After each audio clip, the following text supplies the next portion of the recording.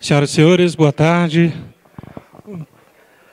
Solicitamos a gentileza de ativarem o modo silencioso dos seus celulares. Para início dos trabalhos, convidamos o moderador, Gustavo Fonseca Almeida, secretário da Secretaria da Tecnologia da Informação do Conselho Nacional do Ministério Público.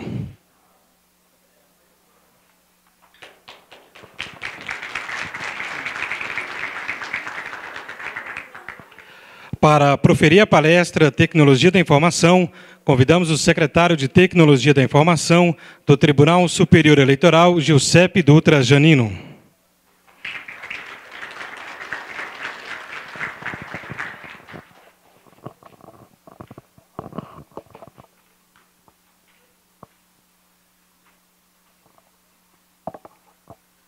Bom, boa tarde a todos. É com muita satisfação que a gente recebe aqui o Giuseppe, secretário de Tecnologia da Informação do TSE. Acho que é bem oportuna a presença dele aqui. Nós estamos numa semana em que ele deve ter muito pouca coisa para fazer, né? Já que a gente está aí às vésperas do segundo turno. Quando a gente teve a oportunidade de convidar alguém de TI para proferir uma palestra aqui no Congresso de Gestão, imediatamente nos veio a ideia de convidar o Giuseppe.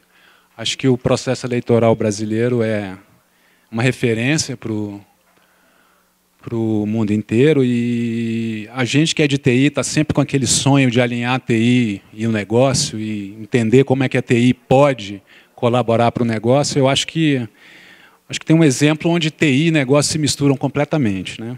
Eu não vou me alongar muito, mas vou fazer aqui um resumo do mini currículo do nosso convidado, gestor em tecnologia da informação, tá? Membro do PMI Estados Unidos e do capítulo aqui do Distrito Federal do Instituto de Gerenciamento de Projetos, o chamado PMI, e coautor do projeto da urna eletrônica do Sistema Eleitoral Brasileiro. Atualmente é membro do Comitê de Gestão dos Sistemas Informatizados do Poder Judiciário, da comunidade TI Controle, que é uma comunidade de tecnologia aplicada ao controle da administração pública, professor de pós-graduação do UniDF, membro do Conselho Consultivo do PMI, do capítulo do Distrito Federal, e, claro, secretário de Tecnologia da Informação do TSE, vai proferir a palestra Processo Eleitoral Brasileiro, Gestão por Resultados. Vou passar a palavra para o Giuseppe.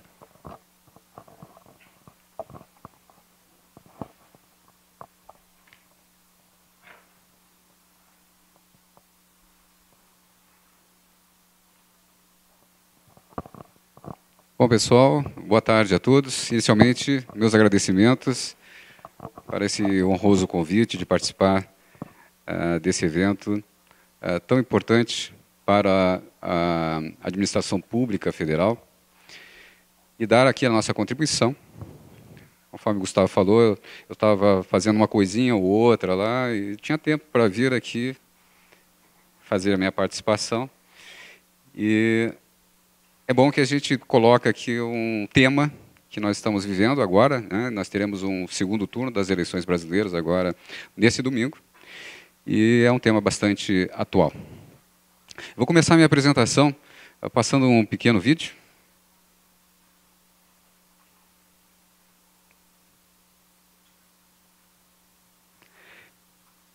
Que mostra as cenas do nosso business, do nosso negócio, que é a realização das eleições.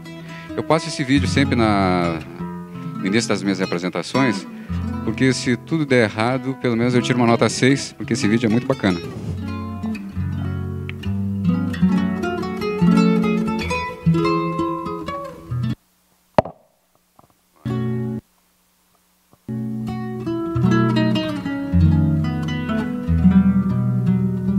Bom, são cenas do processo eleitoral brasileiro, o fundo musical O Hino Nacional, pelo músico Yamandu Costa, violinista gaúcho.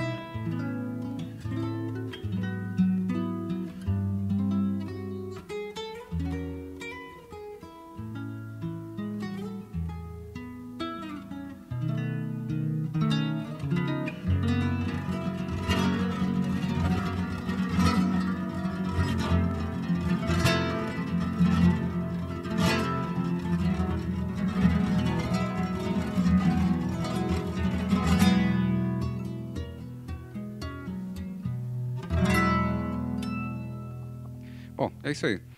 É o nosso negócio. Já posso ir embora, então, né? Bom, esse é um trabalho realizado por nós todos brasileiros. Deve ser um orgulho do cidadão brasileiro. Todos participam, né, desse processo, dessa festa democrática. Bom, nós vamos falar aqui um pouquinho de alguns assuntos. Vamos falar da instituição, do processo eleitoral brasileiro, da logística, do gerenciamento de projetos e processos eleitoral brasileiro, os testes de segurança que nós realizamos em 2009 e 2012, o programa Eleições Informatizadas de 2014, que nós estamos vivendo nesse momento, as boas práticas na prática, como utilizar realmente as boas práticas na prática, indicadores e pesquisas por meio de satisfação junto ao cliente, por uma pesquisa publicitária qualitativa. Institucional. A missão do TSE é assegurar os meios efetivos que garantam à sociedade a plena manifestação de sua vontade pelo exercício do direito de votar e ser votado. Visão de futuro, ser referência mundial no processo de gestão de processos eleitorais que possibilitem a expressão da vontade popular e contribuam para o fortalecimento da democracia. O Tribunal Superior Eleitoral é certificado ISO 9001 desde 2005. O Luiz, eu acho que até está na plateia, está lá, ó, atuou nisso, né, e mantém ainda, na época ele atuou lá no TSE, manteve essa certificação bastante importante porque é digamos, é um compromisso, né, formalizado da melhoria contínua no processo, no business da instituição, que é o processo eleitoral brasileiro. Nós, brasileiros, realizamos a maior eleição informatizada do planeta.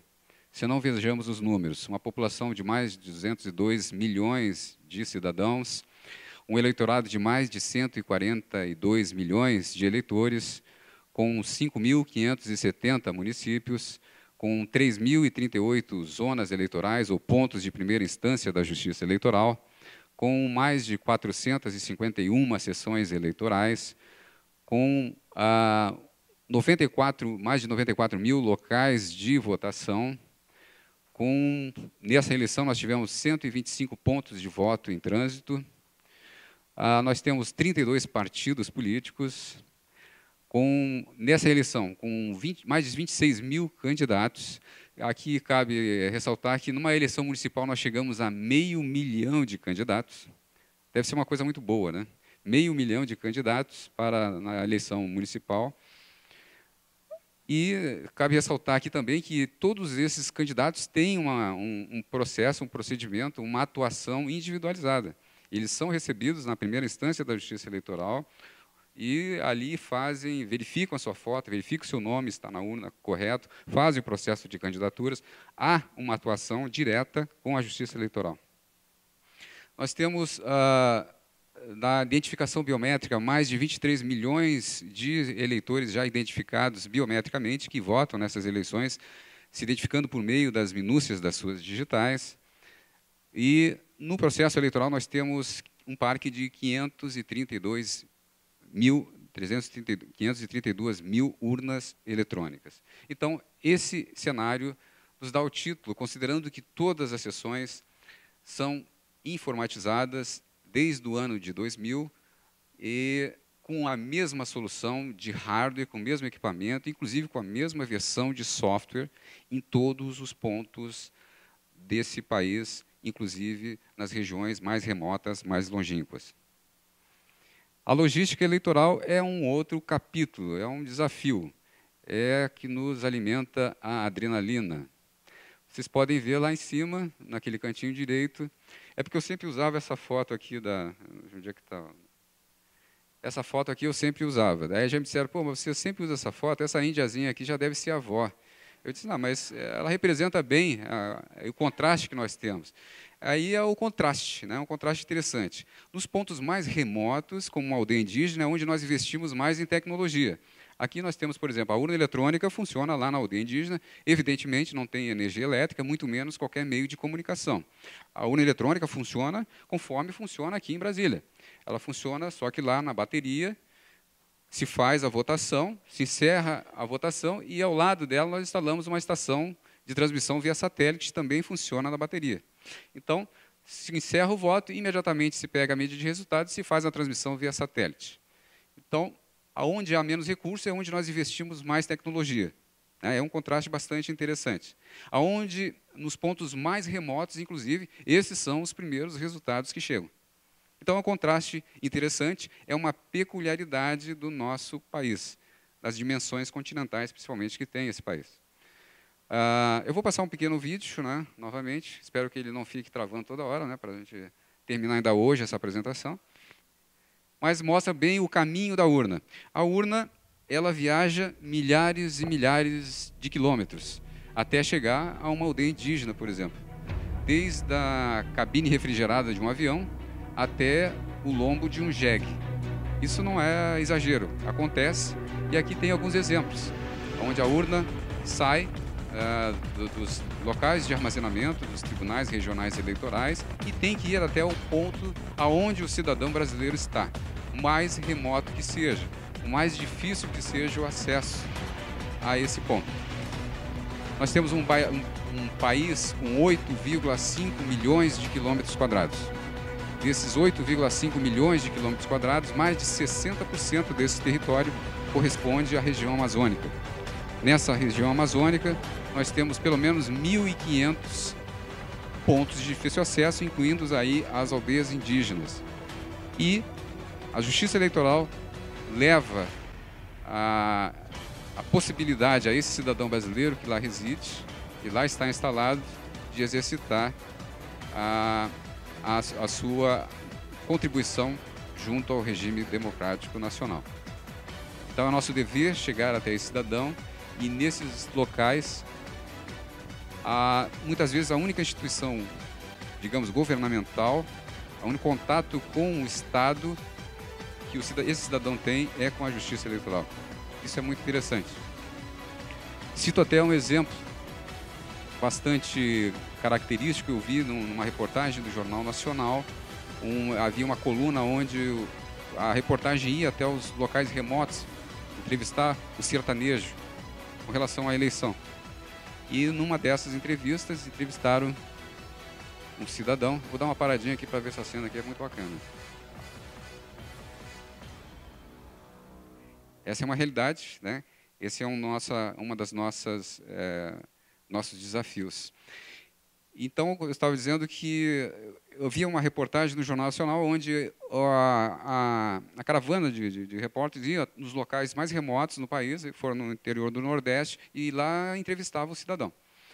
E nessa entrevista com esse cidadão, ele alegou que ele nunca tinha visto, a primeira vez que ele estava vendo ali era um carro ao vivo. Ele nunca tinha visto um carro ao vivo, mas votava há muito tempo na urna eletrônica sem nenhum problema. Então, isso mostra, digamos assim, aonde a Justiça Eleitoral chega, aonde o cidadão está, né? E aí tem vários aspectos interessantes. Ele vota no equipamento eletrônico com facilidade, né? E ali com muito pouco conhecimento, né? Com praticamente um cidadão analfabeto, mas interage no processo eleitoral com facilidade e faz ali o seu exercício de cidadania. Então, aí nós temos algumas fotos interessantes que caracterizam a peculiaridade do nosso país. Gerenciamento de projetos no sistema eleitoral brasileiro se tornou aí uma grande necessidade. A Secretaria de Tecnologia da Informação adotou no seu modelo de gestão uma estrutura organizacional orientada a projetos, para aumentar a chance de alcançar os seus objetivos estratégicos com a melhor alocação de ativos disponíveis. Ou seja, nós tivemos que encarar todo esse desafio, que é a realização de uma eleição, num conjunto de projetos conforme eles são. E é uma das únicas formas sistematizadas, profissionais, de gestão, para tocar algo tão complexo, multidisciplinar, como são a realização das eleições.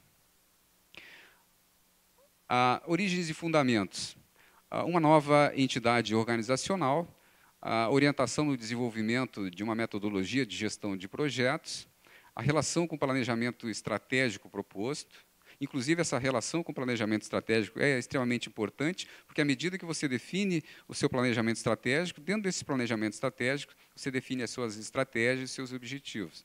Essas estratégias são eventos que são temporários, que têm um produto no final.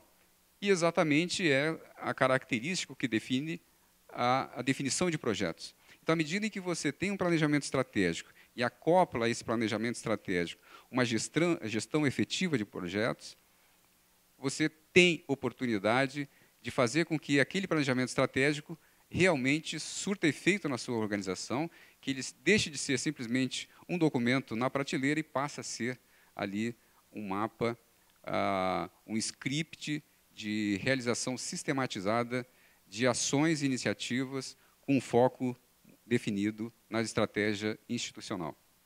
O impacto direto na maturidade de gerenciamento de projetos e melhores práticas alinhados ao negócio institucional.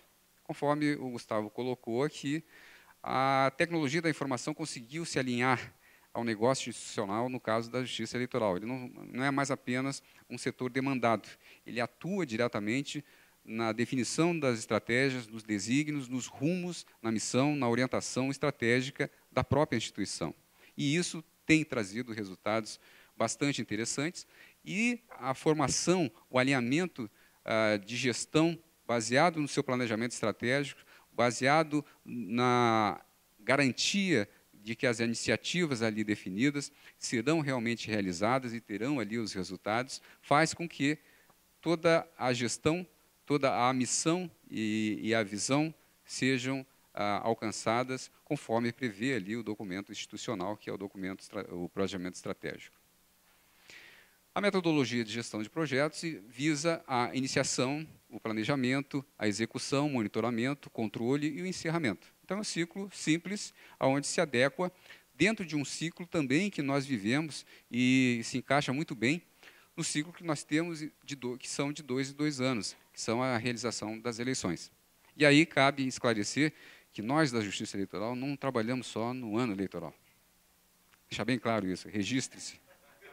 Inclusive, a gente trabalha muito no ano eleitoral. A gente, terminando agora o segundo turno, nós temos ali uma semana para respirar e já temos agendado o que nós chamamos de análise das lições aprendidas. Então, nós vamos reunir toda a Justiça Eleitoral e ali vamos analisar tudo que deu certo para potencializar aquilo que deu certo e tudo que deu errado para que seja modificado e corrigido. Baseado nessas lições aprendidas, nós iniciamos o planejamento. E o planejamento se inicia exatamente nesse ano e já começamos a trabalhar no início do ano que vem para a próxima eleição de uma forma bastante intensa. Inclusive, se trabalha muito mais no ano eleitoral do que no próprio ano eleitoral, porque é a oportunidade que nós temos de rodar esse ciclo do planejamento, da execução, do monitoramento e no controle. No ano eleitoral, praticamente, nós estamos ali entregando os produtos que foram desenvolvidos no ano não eleitoral. Ficou claro isso, gente? A gente trabalha também fortemente nos anos não eleitorais. Público-alvo: gerente e líderes de projeto, equipes de projetos, apoiadores, qualquer colaborador na Secretaria de Tecnologia da Informação, no âmbito da instituição, porque essa, digamos, metodologia da gestão de projeto, esse conhecimento já contaminou a instituição, não só no Tribunal Superior Eleitoral, como também em todos os tribunais regionais eleitorais. Porque se assim não fosse, nós não conseguiríamos falar a mesma linguagem. Há uma necessidade de uma ligação muito forte entre o cabeça de sistemas, que é o Tribunal Superior Eleitoral, e os 27 tribunais regionais eleitorais. Então, essa sintonia, ela inicia-se dentro de um meio, um protocolo de comunicação, que a base é a metodologia de como se trabalhar. E essa metodologia de como se trabalhar tem todo o direcionamento da profissionalização das ações, que é a base da gestão de projetos.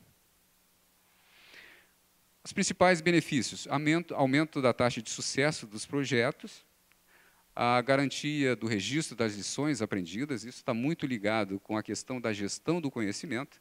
Então, à medida que você tem uma metodologia que define os trabalhos que você vai realizar, tem toda uma gestão, o acompanhamento, a definição do escopo, da realização, da execução, da entrega disso, você está gerando o quê?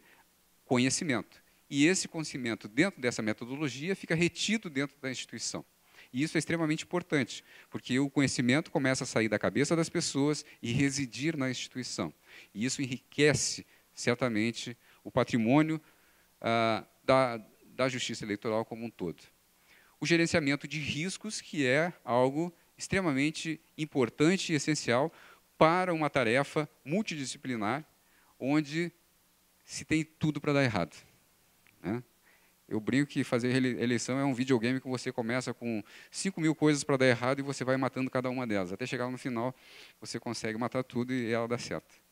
Mas a gestão de risco é isso, você identificar justamente o terreno onde você está pisando, onde é que estão as minas que vão estourar, gerenciar, administrar, mitigar, eliminar e conviver, inclusive, com os riscos. Dizendo aqui, ressaltando, os riscos podem ser positivos e negativos, né? O risco não é só uma coisa ruim, o risco pode ser também uma coisa boa. E você tem que identificar essas oportunidades também. A gestão de risco também é uma disciplina extremamente importante para todas as ações, inclusive nas ações bastante complexas, como são essa, que é a realização da eleição. A melhoria contínua. O escritório de projetos é responsável pela realização da atualização da metodologia. Ciclo de melhoria contínua, realizados periodicamente. Então, a própria metodologia que se define para a gestão de projetos, ela sofre um processo de melhoria. E muito ligada com a questão das sugestões que são incorporadas. Porque à medida em que você modifica uma forma de trabalho, você vai tirar as pessoas da sua, digamos assim, da sua área, faltou a palavra aqui, tranquila, de conforto, da sua área de conforto, você encontra resistência. Então, é uma negociação permanente. Você tem que ouvir as pessoas. Por que você não está... Qual é a sua resistência com relação à metodologia? Ouvir e tentar diminuir isso. Então, tá bom. Então, se a gente fizer assim, você vai aderir? Se fizer assim, eu vou aderir. Então, você vai ajustando. É um processo dinâmico, envolvendo as pessoas começam a contribuir e aquilo passa a ser não só uma metodologia definida de cima para baixo, ou empurrada de cima para baixo, mas há um consenso e se começa a verificar ali os resultados importantes que se obtêm num trabalho conjunto. Mas essa interação de ouvir, de tornar uma metodologia dinâmica, principalmente fazendo adequações com as realidades de cada instituição, é essencial para que ela dê certo. O relatório de maturidade de governança de TI em 2011. O CNJ fez uma pesquisa em 2011 com foco, com busca a fomentar a governança de TI com prática na administração de recursos públicos do Judiciário. Um dos itens avaliados é a maturidade de gerência de projetos, o qual o TSE figura em destaque com o maior índice no âmbito do Judiciário. E aí se mantém nas pesquisas que foram realizadas posteriormente como muito bem posicionado nesse ranking. Aqui tem essa fotografia que foi feita com foco em gestão de projetos, diante dos 90 e poucos tribunais que existem no país, o TSE é aquele lá, é o primeiro, com o maior índice de maturidade em gestão de projetos. A gestão de projetos, vinculada a um planejamento estratégico, a gestão, de uma forma geral, passou a fazer parte das atividades institucionais. Qualidade, transparência e credibilidade.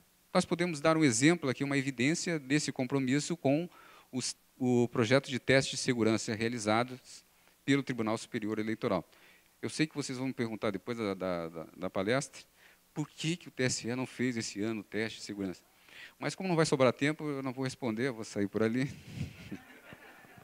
Não, mas eu faço questão de responder, se houver tempo, evidentemente. Mas aqui fica bem claro o seguinte, isso é uma evidência do compromisso, primeiro, da qualidade do produto que nós entregamos. Segundo, com relação da transparência do processo. E o terceiro, essas ações resultando em credibilidade, que digamos assim, um atributo essencial para o serviço que nós prestamos. Eu creio que todas as instituições vivam em razão da sua credibilidade. Nós, muito mais. Então, os investimentos que nós procuramos fazer estão muito focados na conquista da credibilidade. E só se consegue a credibilidade à medida em que se você consegue ter iniciativas de transparência e demonstrar a credibilidade naquilo, digamos assim, a eficácia, a eficiência, a lisura naquilo que você realiza. Então, nós realizamos 2 testes de segurança, uma edição em 2009 e a segunda edição em 2012. Cabe aqui ressaltar que essa iniciativa foi do Tribunal Superior Eleitoral. Não há nenhuma lei que obrigue o Tribunal Superior Eleitoral a realizar esses testes, mas ele chegou a um nível de segurança, de maturidade nos seus processos de negócio, que são automatizados hoje, de abrir a realização das eleições para que potenciais hackers viessem tentar quebrar os dispositivos de segurança e tentar implementar a fraude. Então, foi uma iniciativa do TSE, onde nós tivemos 2 edições, uma em 2009 e a segunda em 2012, onde nós tivemos 27 planos de ataque, né? E eu vou passar um videozinho aí só para exemplificar isso aí, para mostrar que isso é verdade, que isso aconteceu de verdade.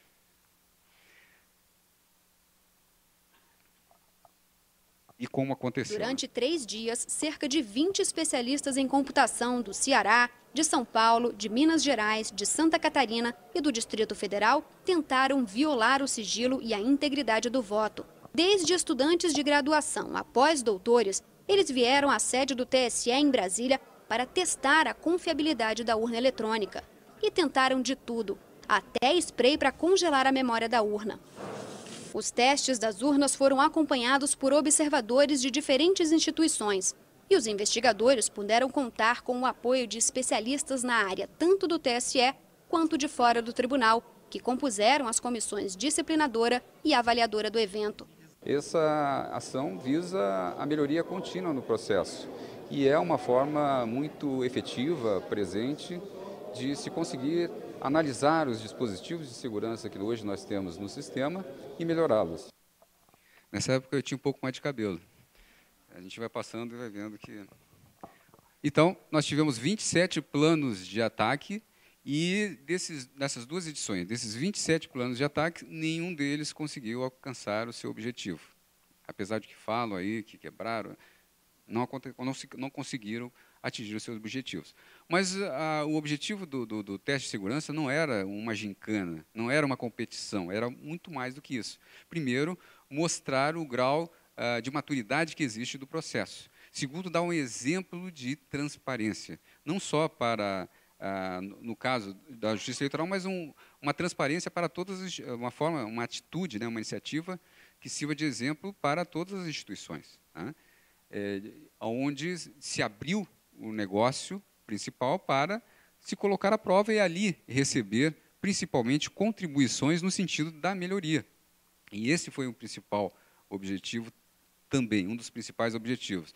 Obter ali a contribuição da sociedade, principalmente das áreas competentes dentro da sociedade, as universidades, as instituições altamente capacitadas, como a Polícia Federal, Marinha do Brasil e vários outros grupos independentes, ali se apresentaram e deram a sua contribuição, e nós aproveitamos muito disso, né? E o objetivo justamente foi esse, aprimorar essa prática e aprimorar o processo eleitoral com a contribuição dessas entidades. Então, desses 27 planos de ataque, nenhum deles conseguiu êxito. Apenas um deles conseguiu um êxito parcial, que imediatamente foi identificado e corrigido, e isso contribuiu muito para a melhoria do processo. Só que se propagou aí de uma forma totalmente distorcida e digamos assim, tendenciosa, digamos, né? Que a gente vê em mídias, em redes sociais, de uma forma totalmente distorcida, como se tivessem quebrado a urna eletrônica, que a urna foi provada que ela é frágil, justamente ao contrário. Nós tivemos 27 planos com as pessoas mais gabaritadas possíveis e nenhuma delas conseguiu êxito nos seus planos de ataque. Bom, as eleições de 2014, o programa de eleições de 2014, que nós estamos vivendo agora, inclusive, visa a realização bem-sucedida das eleições gerais, garantir a transparência e a segurança do processo eletrônico de votação. A transparência e a segurança são 2 pilares do processo eleitoral que nos retorna a credibilidade. Todo investimento que se faz é justamente nesses 2 pilares, segurança e transparência do processo eleitoral. Para se ter uma ideia do número do programa Eleições, né, nós temos em torno de 146 iniciativas que compõem o programa, ou seja, são 3 programas, 91 projetos e planos de ação, 52 aquisições que são enquadradas como projetos, identificamos em torno de 150 riscos, onde 85 estão sendo monitorados nas esferas competentes, cada um dentro da sua escala de competência, 65 já foram encerrados. Nós tivemos 86 reuniões da Comissão Técnica de Tecnologia da Informação, que são formadas pelos gestores das áreas, onde se faz ali semanalmente o monitoramento ostensivo dos riscos, o acompanhamento da questão dos prazos, a análise do escopo e a integração de todos esses sistemas. Para vocês terem uma ideia, são em torno de 90 sistemas que são desenvolvidos para uma eleição. São em torno de 12 milhões de linhas de código escritas para se realizar e implementar essa solução automatizada. E aí, algumas disciplinas de gestão de projetos que são essenciais para que isso seja viável e que tenhamos resultados positivos. Gerenciamento de integração, alto grau de interrelacionamento entre os programas, entre os projetos do programa. A falha de um componente pode comprometer o resultado do todo processo eleitoral. Então, a gestão de integração, do interrelacionamento de cada uma dessas iniciativas que são realizadas é extremamente essencial, porque se um falha, compromete ao todo. Eu poderia dar um exemplo aqui de um caso que houve em 2010, em que um dos itens desse era a contratação de um drive de leitura de uma flash de memória. A urna eletrônica ela não tem disco, ela tem flashes de memória. E ela precisa de um drive especial para você copiar os dados de um desktop para ela. Fazer o download e instalar na urna eletrônica. Então, esse drive não existe em mercado. Então, a gente tem que fazer o projeto, tem que colocar para licitar. Licitando a vencedora, ela vai fabricar isso. E conforme aconteceu, se apresentou uma vencedora, ela mandou fabricar onde? Na China. Aí foi fabricar na China, lá longe, os prazos já bem curtos, porque você sabe muito bem como é que são o processo de licitatório. Foi fabricar, aí o carregamento que saiu da China resolveu fazer uma escala nos Estados Unidos. Aí pousou nos Estados Unidos e o pessoal, opa, para aí, vamos olhar o que tem aí dentro. Aí foram olhar o que aí tinha ali dentro, viram aquele drive, o que é isso, tal, não sei o quê. Desconfiaram que o cabinho daquele negócio tinha poderia ter sido pirateado de um componente já registrado nos Estados Unidos. Ou seja, a carga ficou retida. E é um componente desse tamanho, gente. É um itemzinho de nada dentro de um processo altamente complexo.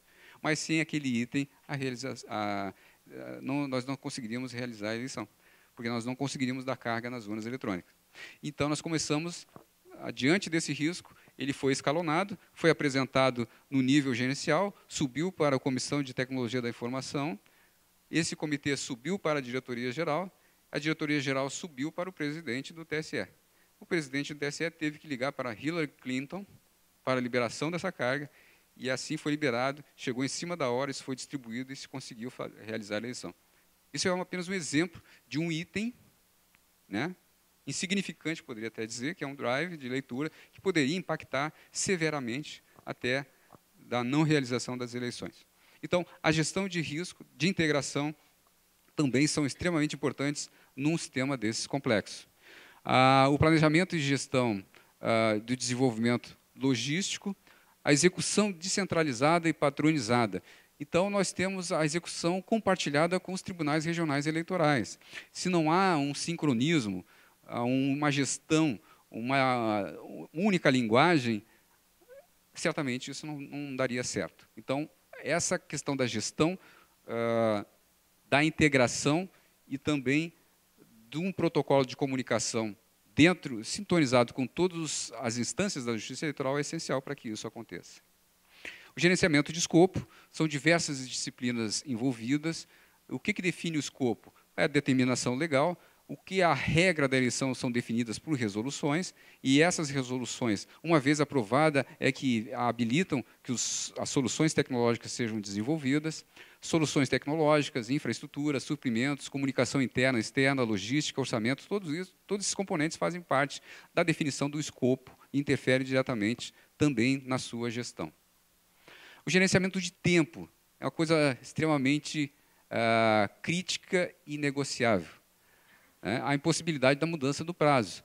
De acordo com a Lei 9.504 de 1997, a eleição deve ser realizada no primeiro domingo de outubro e no último domingo. Não tem como negociar. Não dá para empurrar para segunda-feira? Não, não dá. Então é um preceito legal, todos os esforços têm que ser no sentido de chegar lá com toda essa sistemática resolvida e em funcionamento. E, além disso, ainda há marcos de programas do programa de eleição informatizada, são preceitos legais, como o calendário eleitoral, que estabelece ali cada ponto de controle que deve ser realizado nas datas previstas. O gerenciamento de aquisições é a alta complexidade da especificidade dos equipamentos, infraestrutura, suprimentos, serviços, seguindo a determinação legais da Lei 8666. Isso é extremamente complexo, porque nós entramos dentro de uma seara de um procedimento não determinístico. Nós não sabemos exatamente quando é que ele vai acabar. Esse para nós, é uma angústia, porque as aquisições têm que ser feitas por meio da lei de licitação. No entanto, ela é algo totalmente imprevisível com relação a prazo. E isso nos coloca em situações de extrema alerta em cada aquisição como essa que eu citei aqui como o drive de flashcard. Aquisições são conduzidas como projetos. Então, nós colocamos as aquisições também como projetos para ter um mínimo de visibilidade, acompanhamento, principalmente na questão dos riscos, do escopo e, principalmente, do prazo. Boas práticas na prática. Então, aqui, como se aplica realmente as boas práticas na prática? Constituições de grupo de trabalho. Então, cada, digamos assim, solução, elas são formados grupos de trabalhos envolvendo os tribunais regionais e eleitorais, onde se definem as regras para as soluções automatizadas. Como, por exemplo, o GTCAND cuida do cadastro das candidaturas, o GESCAD cuida do cadastro eleitoral, o EcoUrna cuida dos sistemas de urna eletrônica, o GTOT, totalização, o sistema de configuração das eleições, a biometria, teste e as soluções mobile. Então, são grupos que definem os requisitos de cada uma dessas soluções, isso integrando a Justiça Eleitoral e retirando-se ali as experiências, principalmente da ponta onde essas soluções impactam diretamente. A atualização e acompanhamento das ações do programa são semanalmente, conforme eu falei, naquelas reuniões da CTTI.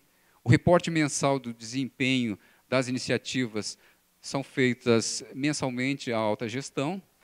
O acompanhamento do escritório de projetos junto a cada gerente de projetos, no sentido de ajudá-lo a conduzir o seu trabalho, que nós chamamos de mentoring. A gestão de risco, aquele exemplo que eu dei de identificar o risco, gerenciá-lo e escaloná-lo quando for necessário, levar a instância competente para que ela atue no momento certo. Atualização da base de conhecimento das lições aprendidas, isso é essencial para que a gente possa iniciar um novo planejamento. Então, todas as lições são registradas e depois são analisadas e são usadas como base para a melhoria do processo. Existe um gabinete de integração onde todas essas soluções, digamos, esses 90 sistemas, os representantes se reúnem para ver o impacto de cada uma solução na sua solução, ou seja, a integração disso é extremamente importante. Isso é feito em encontros semanais, se dá ampla publicidade e divulgação dessas decisões, o mapeamento dessas interdependências, principalmente aquilo que um sistema afeta no outro, o que pode impactar no resultado final. Essas aí são algumas fotos, né, desses gabinetes de integração. Eles estão sorrindo aí por causa da foto, mas eles estavam brigando antes. Aqui, o Programa de Eleições Informatizadas 2014, com relação aos testes. Outra questão ligada à gestão da qualidade. A qualidade do produto que nós entregamos, que são as soluções tecnológicas. Então, nós temos 27 testes realizados em diversos níveis. Testes internos, testes em campo, testes independentes com os regionais e testes simulados envolvendo a Justiça Eleitoral como um todo. Ali se identifica também, se qualifica os erros identificados no teste. Ali está dando para ver, ali nós identificamos em torno de 3.961 erros ou não conformidades e que ainda estão em análise 390. Aqui é a classificação, o que é erro crítico ou de bloqueio, os normais e o que prevê melhorias, e se classifica ali a prioridade da atuação em cada um desses erros. Aqui são algumas fotos desses testes que são realizados envolvendo em ambientes dos tribunais regionais eleitorais, com várias disciplinas de infraestrutura, segurança, desenvolvimento de software e as áreas de negócios também envolvidas. Indicadores. Já chegando na reta final aqui, porque já me deram uma plaquinha ali de que os tempos estão totalmente esgotados. Nós tivemos nessa eleição dados fresquinhos, né? Os dados mais importantes aqui, nós tivemos em torno das 451 mil sessões eleitorais, das 500 mil urnas, nós tivemos 5 mil urnas substituídas, ou seja, a urna é substituída quando ela dá pane, se tira o cartão de memória dela, coloca na outra e a sessão passa a funcionar daquele mesmo momento onde parou, sem ter prejuízos. Então, nós tivemos 5 mil urnas substituídas que deram continuidade ao processo eletrônico. É um índice de 1,5% de substituição de todo o parque, que ainda é um índice baixo. E nós tivemos 8 sessões que foram para o processo manual, né? Então, essas substituições evitam que a urna passe para o processo manual, que se vote em papel. Mas, quando se falha, nós não temos outra alternativa, passar para o processo manual. Desses 8 aí, ainda 4 foram erros de procedimento, que poderiam ter sido evitados se tivesse ali um pouquinho de calma do mesário. Coitado do mesário, ele sofre tanto, mas por pressão eles se afobaram e inviabilizaram, digamos, a substituição, e aí teve que ir para o processo manual. Aqui, o índice da biometria, se falou muito que a biometria teve vários problemas, nós tivemos um índice de reconhecimento de 91,5%, 91,5% dos eleitores que tiveram seus cadastros biométricos, que compareceram às sessões eleitorais, foram devidamente identificados. Então, um pouco mais de 8,5% não foram identificados pela biometria, e baseado nessas informações, nós tivemos iniciativas no sentido de resolver algumas questões que estão muito ligadas a procedimento, à capacitação do mesário. O mesário não estava ali verificando se o dedo estava sendo colocado adequadamente ou com o tempo necessário para que o software fizesse a leitura das minúcias das digitais. Bom, aí no primeiro turno, alguns dados interessantes. Às 20 horas, ou seja, 3 horas do horário de Brasília, nós já tínhamos, 3 horas depois do encerramento de votação no horário de Brasília, nós já tínhamos 93,9% dos votos apurados. 3 horas depois do encerramento da votação. Esse foi um recorde da história da Justiça Eleitoral nessas eleições. A média de votos totalizados por segundo entre as 17 e 20 horas foram 49.800 votos processados por segundo. Nós tivemos a quantidade de acessos à nossa página, ao nosso sítio, de mais de 55 milhões de acessos. Das 19h15 foi constatado o maior pico de acesso, onde nós tínhamos 1.650 acessos por segundo. Isso consumiu uma banda de 10,5 gigabits por segundo. Isso só foi possível, todo esse volume, né, para você ter uma ideia que 55 milhões de acesso, isso é o que uma das maiores provedores de conteúdo faz em um mês. Nós tivemos esse volume de acesso em algumas horas. Então, esse volume de acesso que foi possível, inclusive foi viabilizado graças a um serviço de distribuição de conteúdos em nuvem, ou seja, a tecnologia aplicada para uma prestação de serviço de qualidade. Aqui os resultados gerais, né, nós tivemos a conclusão da votação no dia seguinte, porque enquanto faltar um boletim das 451 mil urnas, não fecha a totalização geral do país. Então, Esse dado aqui, de 11/11, na verdade, foi por conta de um boletim de uma daquelas aldeias indígenas que tinha a estação para a transmissão do dado, a estação falhou, aí a mídia teve que ser conduzida pelo veículo disponível. Qual era? O barquinho, né? Aí foi no barquinho, na madrugada, tal, e chegou lá no ponto de transmissão por volta das 11 horas, e lá ele foi transmitido, e aí se fechou 100% da totalização, e essa é uma peculiaridade nossa, brasileira. Inovações, já chegando no final, nós tivemos inovações que foram os serviços mobile, soluções como Candidaturas, que é um software que possibilitou a consulta dos candidatos por meio de dispositivos móveis. Aonde Votar também é uma solução, um app disponibilizado nos ambientes iOS, Android e Windows Phone. A apuração das eleições foi o campeão, né, que possibilitou aí o acompanhamento e o desenrolar da totalização no âmbito do país como um todo.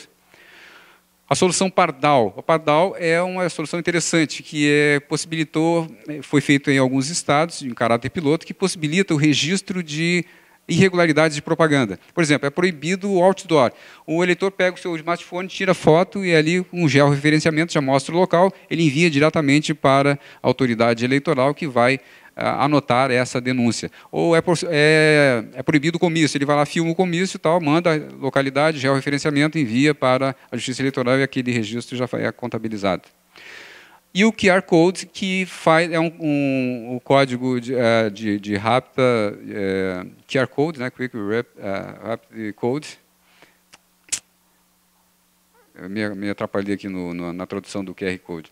Mas é uma forma de você ler, por meio de um código, a situação das urnas. Então, as urnas já estão em campo, já estão lá nos locais remotos. Para verificar se a urna está passando bem, né, antes da eleição, liga-se a urna e se tira a foto daquele código. Ali, naquele código, ela vai dizer se a data está correta, se a sessão está instalada corretamente, se está tudo bem com ela.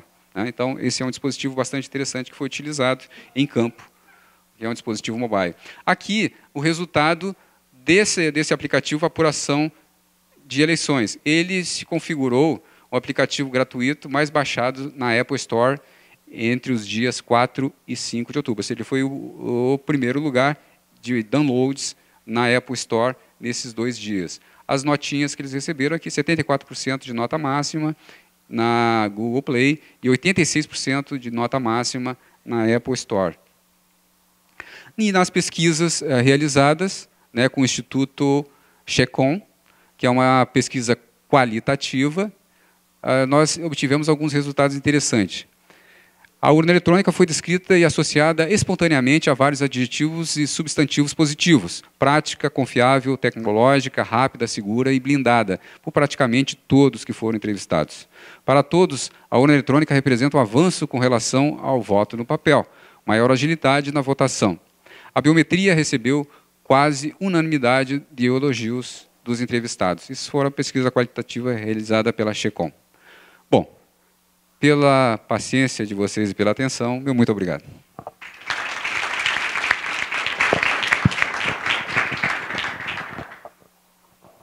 Perguntas? Vamos abrir para pergunta. Kleber. Boa tarde, eu sou o Kleber da Procuradoria do MPF no Espírito Santo. Primeiro eu queria parabenizar o Gustavo por ter convidado o Giuseppe. Fantástica aí a apresentação. Obrigado. A gente já tinha o tribunal aí como referência, mas eu particularmente gostei muito e vislumbrei várias coisas que a gente pode... Nós estamos até com algumas ideias aqui, né? Mas a minha pergunta é o seguinte: eu vi que vocês preservam muito a gestão da informação, né? E achei muito interessante essa análise que é feita logo após a análise das coisas boas e as dificuldades e preservar isso, né, como material aí de alto valor para a instituição. E a gente sabe que isso está diretamente ligado aos recursos humanos também, não só as metodologias, mas ao recurso humano, né? Quer dizer, o recurso humano com certeza deve ter um valor considerável. E a minha pergunta é: como é a política de vocês com relação à retenção da informação através da retenção dos recursos humanos? Porque a gente percebe em algumas instituições, inclusive na nossa, é uma rotatividade de pessoal e isso gera um sofrimento muito grande para a gestão, né, em geral, né? Assim, essa rotatividade gera um sofrimento. Então, eu gostaria que você comentasse sobre isso, como que vocês retêm também os recursos humanos. Essa angústia nós também vivemos conforme grande parte do serviço público. É justamente a retenção de competências dentro da instituição. Eu estava até conversando lá com esse colega do TSE, o Marciano, que nós perdemos o cérebro do desenvolvedor da urna eletrônica, a pessoa que mais conhecia profundamente o software da urna eletrônica, que é uma coisa altamente complexa. Ele foi embora. Ele era, inclusive, uma pessoa terceirizada. Trabalhou conosco lá por volta de 16 anos. Eu mesmo contratei à época. E ele foi embora, né? E isso acontece também não só porque nós, no TSE, na área de tecnologia, nós temos 50% da nossa força de trabalho terceirizada. 50% são servidores do quadro. Essa rotatividade ela acontece nos ambos cenários, tanto na questão terceirizada quanto também com o servidor. Infelizmente, nós não temos uma política de retenção dessas competências, desses valores. E é por isso que nós investimos muito digamos assim, no registro do conhecimento, na guarda do conhecimento na instituição. Por isso que nós temos todos esses mecanismos, esses instrumentos, e valorizamos muito isso, de reter o máximo possível o conhecimento que essas pessoas produzem na instituição. Quando elas vão embora, que o prejuízo seja menor. Claro que o prejuízo sempre é considerável, mas para mitigar esse prejuízo é que nós atuamos muito na questão da gestão do conhecimento. Esse é um drama realmente que a gente busca uma solução.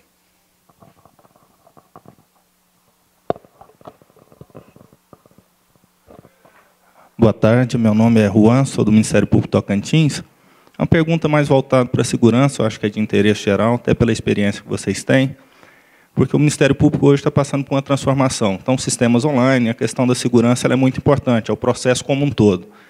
A gente viu a segurança da questão das urnas, o que é mostrado, o que é falado, igual você falou, muita coisa circula também na rede social, mas como funciona, porque a gente sabe que é o processo, né, a segurança é um processo, mas como funciona a parte entre a gravação do computador e a urna? Se nesse momento tem algum risco, alguma fragilidade?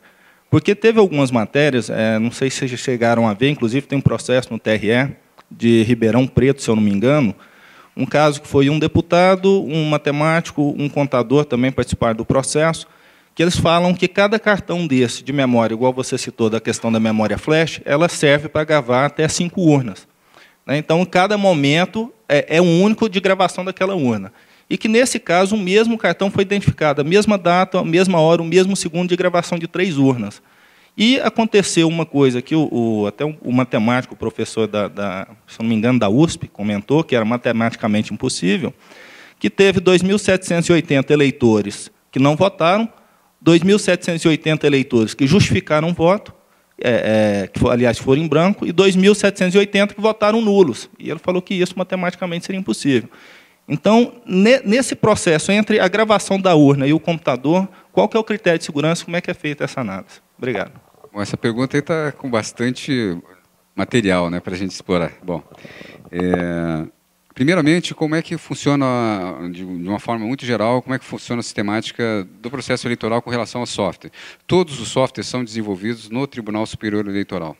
Eles são confinados e desenvolvidos no prédio da Secretaria de Tecnologia da Informação do Tribunal Superior Eleitoral. Nada é desenvolvido fora. Esses softwares são abertos 180 dias antes da eleição para que os partidos políticos, Ordem dos Advogados e Ministério Público possam avaliar, acompanhar, analisar, fazer auditorias em todos os códigos que são usados na eleição. Inclusive com possibilidade de se tirar dúvidas e até mesmo impugnar. No final desse período, nós fazemos um procedimento chamado lacração. A lacração consiste em uma espécie de uma blindagem nesses sistemas que são produzidos pelo TSE. Por meio de assinaturas digitais, vinculadas aos resumos digitais de cada programa, se faz um algoritmo matemático baseado em certificados digitais padrão ICP Brasil, onde assinam os representantes dos partidos que analisaram o software, o Ministério Público, o Procurador-Geral da República, o presidente do TSE, todos assinam formando uma única assinatura. É uma espécie de uma blindagem nesse bloco de sistemas que são desenvolvidos.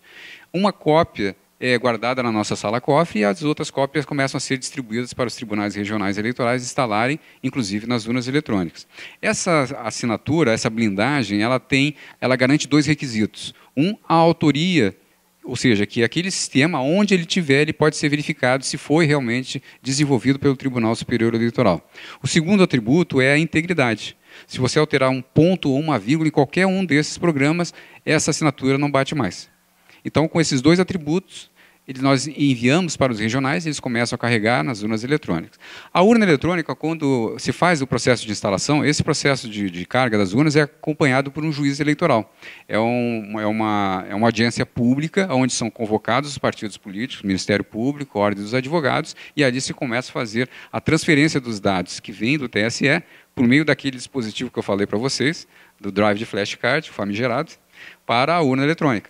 E ali se instalam o software, os dados, e inclusive se faz ali, se ali tem a possibilidade dos próprios partidos, aqueles que assinaram com seu certificado, verificar com seu certificado se trata realmente daquilo que foi assinado lá no TSE. Se faz, inclusive, o procedimento de votação para ver se o software está se comportando direito. Se lacra a urna. A urna, quando é acionada, o primeiro passo que ela faz é ler a assinatura. Se a assinatura não corresponder, ela não vai para frente. Ou seja, não há possibilidade de um software que não seja do Tribunal Superior Eleitoral devidamente reconhecido e que esteja totalmente íntegro rodar numa urna eletrônica.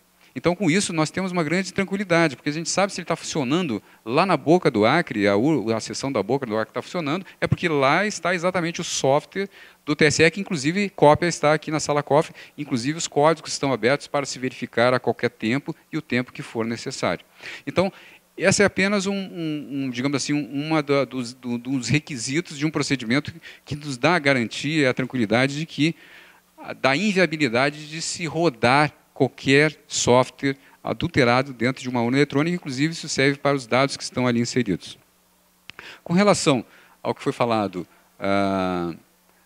do caso da carga da urna, né, que tinham todas no mesmo horário, isso se explica muito facilmente, porque no momento que você vai dando a carga da urna, você pega os dados, coloca a flashcard, liga a urna, ela começa do zero.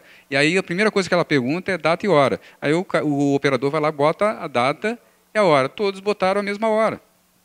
É impossível fazer a mesma hora. Não foi que ele foi feito na mesma hora. É que o digitador lá, ele olhou assim, agora são 4h10. Aí ele saiu botando 4h10, 4h10, 4h10, 4h10. Quer dizer que não foi feito tudo na mesma hora. Ele digitou 4h10. Né? Quer dizer que isso é um fato totalmente fácil de verificar e isso é algum procedimento até corriqueiro. Né?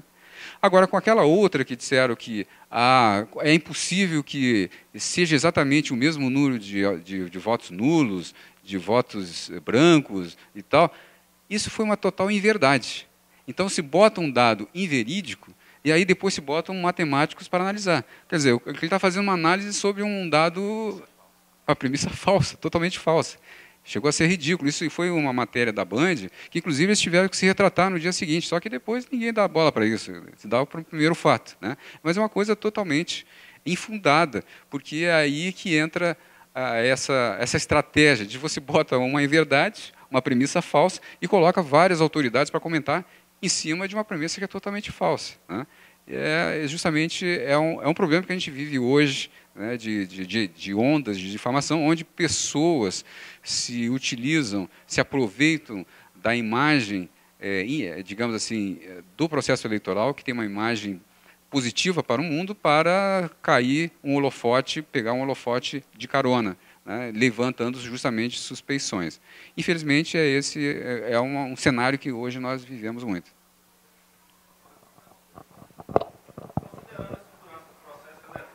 A experiência que o Brasil já tem com o processo eletrônico e toda a segurança que ele tem. Na sua opinião, por que outros países também não utilizam dessa metodologia para executar o processo em outros países de primeiro mundo, avançado, igual nós? Inclusive, os Estados Unidos já teve uma época vendo com o TSE, como é que era o funcionamento da urna. Na sua opinião, por que você acha que outros países não utilizam essa mesma metodologia e critério? Essa é uma pergunta recorrente, né? Por que nós temos a maior eleição informatizada do mundo e por que os outros países não adotam o nosso sistema, por exemplo? Primeiro, ou não compram o nosso sistema, não requerem o nosso sistema, não pedem emprestado a nossa urna. Primeiro, porque a nossa solução foi desenvolvida para as nossas características e peculiaridades. Desde a nossa Constituição, nosso Código Eleitoral, as resoluções e as nossas características socioeconômicas do povo brasileiro. Então, foi desenvolvido para nós, desde o projeto da urna. O projeto da urna não é da indústria, não é da Diebold, né? Não é da HP, é do TSE. Essas empresas que simplesmente materializam um projeto que é nosso. Então, toda a solução foi desenvolvida para a nossa peculiaridade e característica. Se nós pegarmos essa solução aqui e tentarmos colocar em outro país, não vai funcionar, porque não vai se adequar à realidade e peculiaridade desses outros países. Bom, esse é um aspecto. O segundo é o seguinte: por que outros países não adotam, então, uma sistemática semelhante?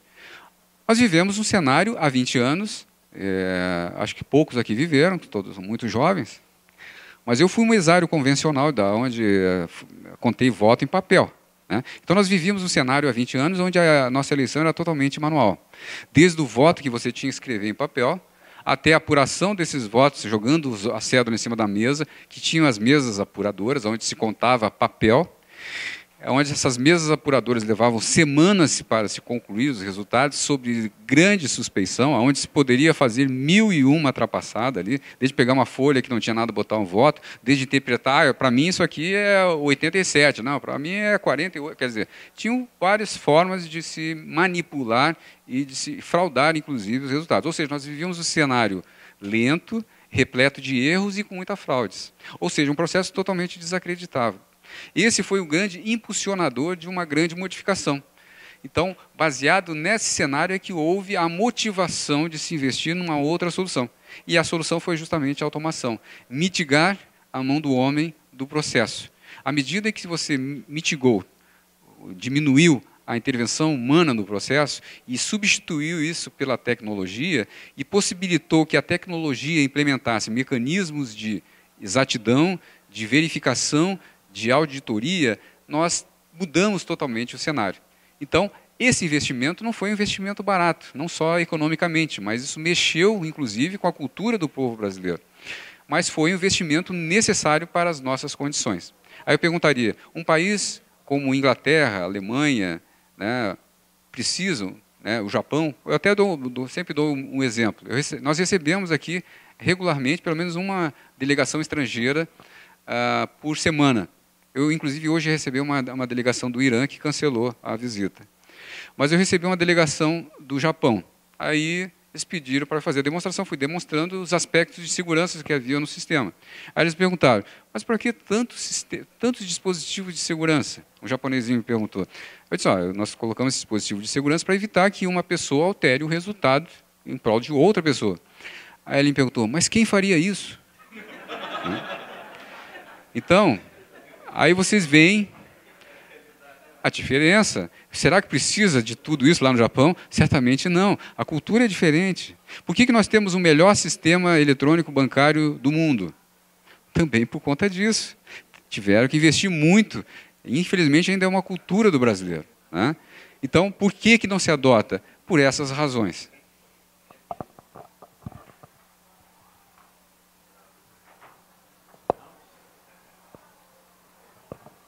Bom, queria agradecer imensamente a presença de todos, especialmente a presença do Giuseppe, que achou que ia sair de mãos vazias, mas não vai.